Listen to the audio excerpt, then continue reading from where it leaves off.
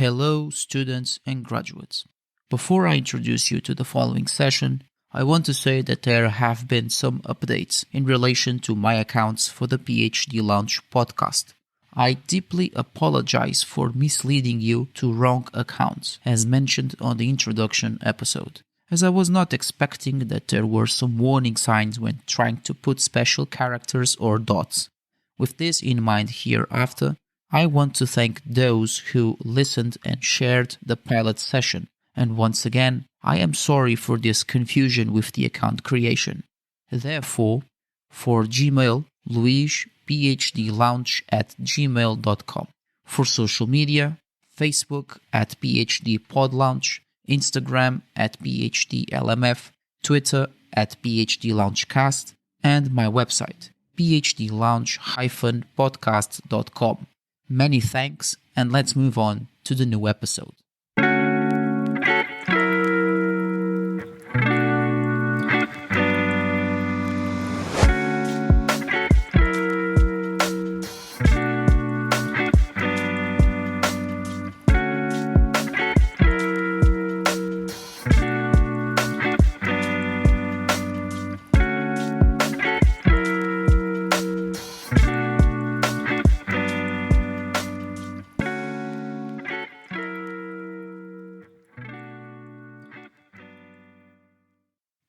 Hello, students and graduates. Welcome to PhD Launch, the podcast of late-night interviews with PhD students about their research subjects. I am your host, Luis, and I want first and foremost to thank all the listeners who had time to listen to the pilot session of PhD Launch, where I gave an introduction about myself and the decision of studying for a PhD and making this podcast as a hobby, respectively.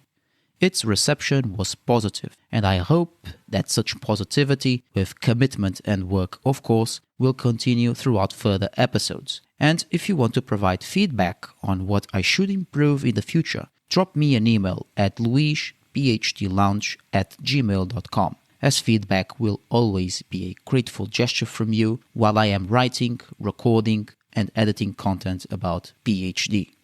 I also want to share with you that I started the PhD on the 1st of July, and to kick off my long journey, I have a probation period lasting 9 months, meaning from July until the end of March, I have plenty of tasks to do in order to be engaged with my research. Some of those are writing a 1,000-word abstract, literature review, 1 chapter, table of contents, a 300-word summary of my project, attending seminars and workshops, and many other bullet points I must complete, having thus the mindset, heart, and soul to pursue the goal of becoming a teacher of ancient art history afterwards. At the moment, I have been collecting various sources related to the concepts of hybridity and third space in an overall and ancient world contexts. And some of the sources I encountered while researching online were decent and worth to read some paragraphs on hybridizing the cultures of the Greeks and the Romans with the Near Eastern ones that made unique places and self-identities, or the dynamics of third geographical encounters through negotiations between Greco-Roman client kingdoms, the Parthians, Syrian, and Mesopotamian inhabitants. In this session, and as you are looking over and wondering about its title, I want to explore the definition of PhD, rather knowing its history behind the initials. What do they mean? Who were the pioneers that brought this idea into university and how it became so popular since its foundation until today? By the end of this episode, you and I will have a brief knowledge of its history to explain later to anyone else who has interest in its origins, as well as studying for it, whichever the subject field. So therefore, let's have a historical time traveling on the origins of PhD. The acronym PhD stands for the Latin words Philosophiae Doctore, translated as doctor or doctorate of philosophy, the highest degree attributed by all universities to all students who have conducted original and specific research in a field or subject through a written thesis that contributes to the existing academic knowledge. The word philosophy or philosophiae, stems from two ancient Greek words, philos, love, and sophia, wisdom. Translating into English, it means love of wisdom, literally meaning a student who studies for a Ph.D. is attracted to and seeks new and more knowledge to shape the knowledge that has been learned before. As for the word doctor, it is a title conferred by a panel of researchers specialized in a field where students receive it upon graduation, once they have completed a long period of written research with the guidance of their supervisors, the respective submission, and finally the oral defense in front of a panel of judges. The origins of the Ph.D. or Doctor of Philosophy are not accurate, as there are different sources saying that it might have started in the Middle Ages, when the first universities were founded between the late 10th century and early 12th century, while others state that it started in Germany between the late 18th century and early 19th century, with its recognition as the highest academic research degree by German scholars. I will break this confusion into parts and tell what the different sources provide to us. In the early Middle Ages, Ph.D. was an unknown acronym among the experts of that time. It was said that they were doctorates who taught law, medicine, and theology at general schools. Those general schools were located in North Africa, at the cities of Fez, Morocco, and Cairo, Egypt, where, according to modern scholarship, they were the first universities founded in the 9th and 10th centuries, way before the famous European universities of Bologna, Oxford, Paris, or Cambridge. However, due to the lack of evidence, the argument of the first doctoral teaching at those North African universities cannot be accurately asserted. This might have to do with the overvaluation of the master's or magister degree, which was the highest at some European universities that were acknowledged by the popes and the Holy Roman Emperors as legal institutions. The title Masters was awarded to students who passed their apprenticeship in arts, law, Latin, medicine, philosophy, and theology, being able to teach afterwards once they have obtained the licentia docendi, the license to teach. The University of Paris is said to be the first institution ever to award the doctoral qualification in 1150 for students that were going to teach law, medicine, and theology at a European university. Aside from this instance, the master's title was still popular at many universities during the Middle Ages until it started to decline by the hands of humanists and reformists in Germanic states during the Renaissance and Reformation periods between the 15th and 17th centuries. Cities like Munich, Vienna, Leiden, and Utrecht, in today's Germany, Austria, and Netherlands respectively, started to adopt the Doctorate of Philosophy as the highest academic degree at their universities as a symbol of academic growth and status prestige. This movement happened because, on the one hand, Germanic states were suffering a big religious change with the emergence of Protestantism, and hence revolutionary changes in different sectors were coming through. And on the other hand, Germanic students who studied in Italy wanted to make a radical turnover against the Masters of Arts who were lecturing at Germanic universities, saying that the teachers were teaching to students overrated subjects, Latin language in an incorrect way, outdated philosophy, which was the Aristotelian one, and even they were called as barbarians or lecturers from the Dark Ages. After a period of intensive struggle, protests, and accusations between Masters of Arts and humanists and reformists, the jurists, poets, and theologians who studied in Italy during the Renaissance and Reformation had started to see some development in the acknowledgement of the Doctor of Philosophy title and studies, depreciating the Masters of Arts degree. The title nonetheless followed a standard by order of precedence, which meant to even more stigmatize the Masters of Arts as inferior scholars. The first group of scholars that received the title Doctor of Philosophy were the theologians, next the jurists, than the medics or physicists, philosophers, poets, and any other worthy field of subject in the view of those already called doctors. As for the Masters of Arts, those were the last to obtain the title.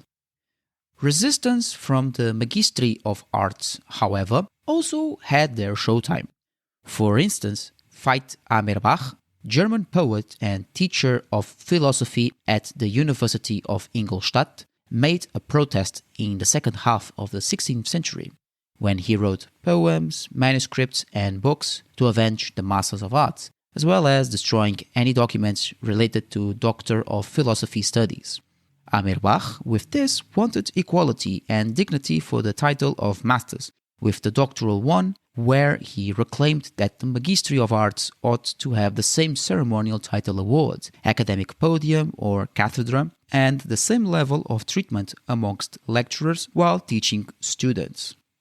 As a point of curiosity, one of Amerbach's famous books in regards to his academic avenge is Oratio de Doctoratu Philosophico, a book of philology where he argued for equality and dignity to the title of master and the obtention of equal privileges for it, because in his viewpoint, master was the same as doctor in terms of knowledge and erudition.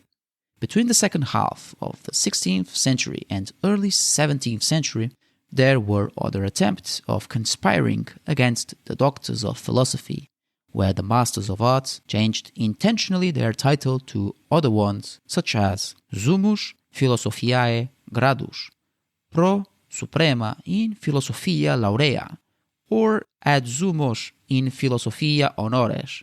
They even violated the statutes of German universities like Heidelberg in 1570, Helmstedt 1576, and Erfurt 1634, and the Swiss University of Basel in 1632, reclaiming equality in the level of academic treatment while proclaiming the sentence, Masters of Arts and Doctors of Philosophy. Likewise, they also falsified their matriculation while putting the title Doctor instead of Masters so that they could have equal academic status and give lessons to students. Despite the resistance, the desire of Amerbach, along with other magistri, went in vain, and the Masters of Arts continued to be dethroned by the Doctors of Philosophy when being rejected in many universities, while the doctors were obtaining multiple chairs and a professionalization in their jobs as teachers through salary increment, status, and other academic benefits. The official attribution of the Ph.D. degree would finally shed light when the Prussian Minister of Education, Karl von Zedlitz, in 1771 proclaimed the Ph.D. as the highest degree in every Prussian university. Jena, Heidelberg, Leipzig, Basel, Bamberg, and Tübingen are some of the universities that accepted and incorporated the Ph.D. as the highest degree. However, those and some others also adopted the Masters of Arts as double degree, literally the abbreviated M.Art and Phil Doctor. First, although Zedlitz acknowledged the Ph.D. as the highest degree, he championed this double degree as a matter of proliferation of the Doctor of Philosophy. And second, universities in general had statutes where it is indicated that the master's degree was the highest since their foundation during the Middle Ages. Despite the recognition of the Ph.D., confusion remained between scholars for being a non-statutory degree in several Prussian universities, and this infuriated more the doctors of philosophy, as they were not allowed to be called as doctors, but as masters instead, as a form of academic humiliation and insult. This would last at least until the first half of the 19th century. Nevertheless, things would change in a positive way for the Ph.D. degree throughout this century, as new requirements and assessments changed the program when granting the title Doctor of Philosophy. Prussia once again became the center of this new academic framework. Between the year 1807 and 1808, the the Prussian ministry had received 13 proposals to found an institution in Berlin with the objective to revolutionize and impulse Prussian education against a conservative and aristocratic system that was putting Prussia into a crisis through different sectors, with the educational one being harshly affected because of the low level of literacy Prussian citizens had. In 1809, Wilhelm von Humboldt, Prussian Minister of Education, seized the proposals, and 1 year later, in 1810, he founded the University of Berlin, currently known as Humboldt University, with 4 faculties: medicine, philosophy, law, and theology. An interesting fact here is that the University of Berlin was built without financial support from the Prussian government. When the University of Berlin was founded, Humboldt quoted this: "I believe that I can rightly claim that the teaching system in this state has received new impetus for me, and that, although I have only been in office for a year, many signs of my administrative work will remain. Something which affects me personally more directly than anything else is the establishment of a new university here in Berlin." End quote. From this year onwards, the education system in Prussian universities and eventually in universities across the world had a whole new level, as Humboldt holistically envisioned a unification between teaching and research, which would lead students to develop and find other ways of encountering new research never discussed before. Furthermore, he also said that university studies should differ from elementary and secondary teaching system, because for Humboldt, university teachers are those who have close contact and academic support with the student through suggestions and discussions around the conducting research to find solutions that the student must encounter by himself, whereas university students should be regarded as independent researchers who undertakes original research. In one of his letters concerning education, Humboldt wrote to Georg Nikolaus, Prussian senior ministry officer: "Education is a matter for the nation, and we are preparing, admittedly with great caution, to diminish the powers of the state and win the nation over to our own interests." End quote.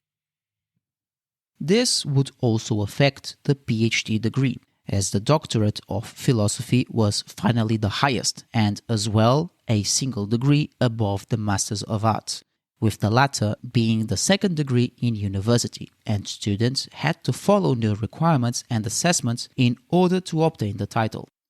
At the University of Berlin, the statutes indicated that all candidates to Doctor of Philosophy must pass an entry examination, which is evaluated by a panel of judges.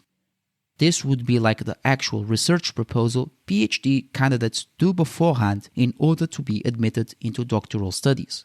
If successful, the candidate has to be matriculated for 3 years, attend classes, provide a curriculum vitae, and a testimonium morum or testimony of morals for police and law enforcement reasons. Next, they have to write a dissertation with a topic of their own with the supervisor's advice, as well as a signed statement by the student to prove his authorship and legitimacy throughout the research. And finally, the oral defense in front of a panel of judges. The dissertation was no longer a proof of erudition, but rather an oath to academic independent research, work that proves research knowledge, originality, and academic commitment to be read and reviewed by teachers and researchers. The issue with the dissertation within the university is not new, and there is an historical background that I want to cover in a future episode. While the new Ph.D. research degree was becoming popular across Prussia thanks to the so-called Humboldtian higher education reform, other universities in Europe and overseas also adopted this new system of Ph.D. as an independent research degree. In Europe, France introduced the Ph.D. research degree as part of the Napoleonic education system reform in the following of the French Revolution. In the same year, the University of Berlin was founded, where the first universities to adopt it were the universities Pierre et Marie Curie in 1810 and Sorbonne University in Paris in 1811, introducing Ph.D. degrees in science, mechanics, and astronomy. Then the Netherlands in 1815, the universities of Zurich and Geneva in Switzerland in 1833 and 1875 respectively, in medicine and law subjects. In the UK, Oxford University was the first university to introduce the Ph.D. degree after several attempts and postponements made during the second half of the 19th century. Then in 1903, with the proposal of a research doctorate with the acronym Dr. Phil during the Allied Colonial Universities Conference, and a third proposal in 1970 during World War I, where the University Senate of Oxford approved its official introduction in 1990. Proposal discussions at Cambridge University to introduce the Ph.D. also happened in the late 19th century, 1894, but its official introduction was in 1921. The same year, University College London admitted Ph.D. students in the fields of chemistry, divinity, arts, engineering, and science. In Russia, there was a Doctor of Sciences degree established in 1819, abolished in 1917, and reintroduced in 1934 by the USSR Council of the People's Commissioners, with a degree equivalent to the Ph.D. research degree, known as Candidate of Sciences or Kandidat Nauk. This degree, the highest in Russian higher education system, was spread and adopted by many Eastern European universities in countries such as Ukraine, Bulgaria, and Belarus. In countries outside of Europe, the United States also adopted the German model of the Ph.D. through the arrival of American students who studied the doctorate research degree at German universities between the late 18th and early 19th centuries. However, American universities developed their own concept of Ph.D. through budgeted departments that would support scientific research based on specialized departments of knowledge and through the ranks of the lecturers.